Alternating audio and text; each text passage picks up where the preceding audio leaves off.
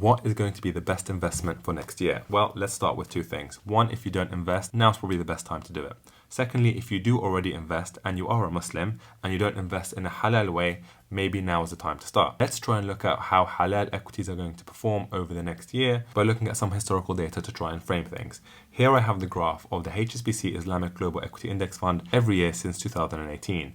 You can see in the majority of years, this fund and almost every other globally diversified equity fund has gone up. There has been years like in 2022 where you've had 25% drops. There have been years like in 2018 where equities have been quite flat, but the majority of years you see it going up. Now, how are we going to do in the next coming year? Truth is, nobody knows. What you will find is you'll find lots of people giving projections about what they expect to happen the next year. And because so many people give projections, some people will be right. You'll find that the average projection will be around about 10% up. Because if you look historically speaking, equities rise by an average of around 8 to 11% per year. Next year could be the year where equities drop 25%, or it could be a year where equities go up by 20 or 30%. Of course, it could be a year where equities are completely flat. You deduce from this that you have no idea how equities are going to do in the short term. It's a bit like rolling a dice and trying to figure out what number you're going to get between 1 and 6. You have no idea. But what you do know is if you roll the dice enough times, let's say you roll the dice 100 times, 1/6 of those rolls will be a 1.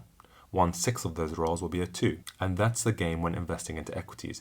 You don't know how they're going to do next year, but you do know in the long run, equities grow on average. So when you're investing into equities or when you're investing into halal equities, understand how they work and understand the long-term growth that comes with investing.